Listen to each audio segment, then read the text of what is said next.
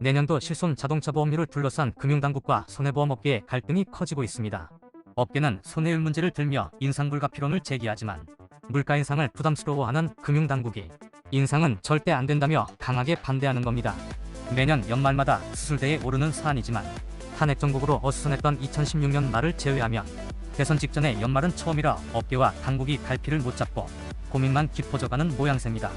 인상해고 소식을 접한 소비자들은 더해질 가계부담 때문에 좌불안석입니다. 금융업계에서는 실손과 자동차 두 보험 상품의 손해율 문제를 매년 골물대로 골문 환부에 가깝다고 자평합니다. 특히 실손보험 적자의 주범으로는 비급여 진료 통제 불능 문제가, 자동차 보험은 한방진료 문제가 꼽힙니다. 정지원 손해보험협회장은 1년 전 취임 일성으로 자동차 보험과 실손보험의 정상화가 필요하다며 실손보험 보험금 누수 주범인 일부 문제병의원의 비급여 과잉 진료 문제를 바로잡겠다고 밝힌 바 있습니다. 손보사들은 실손보험의 손실액이 올해 3조 원을 넘길 것으로 점쳐지는 만큼 지속된 적자 누적 때문이라도 반드시 보험료를 인상해야 한다는 입장입니다. 실제 손보업계의 3분기 손실액은 1조 9,696억 원으로 전년 동기 대비 1,858억 원 상승했고, 올해 손보사들은 2조 9천억 원에 이르는 실손보험 손실액 발생을 예측하고 있습니다. 보험사와 의료계가 이 문제로 심하게 대립하는 와중에 정부의 개입은 양상을 더 복잡하게 만들고 있습니다.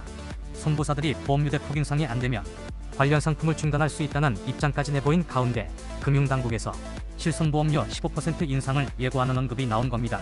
자동차 보험은 상황이 좀 다른데요. 손해율 개선 지표를 본 당국에서 인하 가능성까지 언급했고, 코로나19 여파로 인한 착시 효과 때문이지 실제 손해율은 상당하다는 반박이 나오면서 인하 검토 이슈는 불투명해진 상황입니다.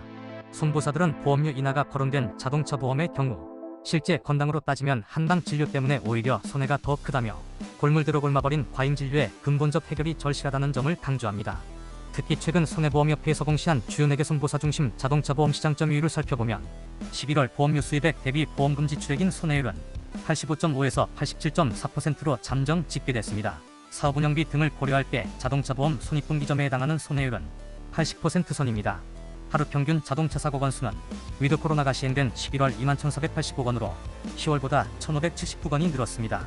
한 달 만에 하루 50여 건 이상 사고가 더 발생했고, 여기에 정비업체의 정비 수가 인상도 11월 자동차 보험 손해율 급증에 한몫 거들었다는 평입니다. 한 보험사 관계자는 실손보험의 적자 누적에 대한 우려는 당국에서도 공감하고 있고, 실손보험 제도가 지속하려면 인상폭 조정에 대한 합리적 방안을 모색해야 하는데 대선 이벤트도 있어서 쉽게 인상폭을 결정하지 못하고 있는 것 같다고 분석했습니다. 일각에서는 실손과 자동차 보험이 국민보험이긴 하지만 본질적으로 민간보험사가 판매하는 상품이기 때문에 보험료 조정 문제를 시장에 맡겨야 한다는 지적도 나옵니다. 순천향대학교 금융보험학과 김용화 교수는 사실 보험료를 국가가 지원해주는 것도 아니고 가입자가 낸 보험료로 보험시장이 돌아가는 구조인데 정부가 이래라 저래라 할 대상이 아니라고 말했습니다. 전체 국민물가관리 차원에서 걱정하는 정부 입장은 이해되지만 보험료 인상에 대한 방안은 보험사의 자율적인 경영 전략으로 계획을 세울 필요가 있다는 겁니다.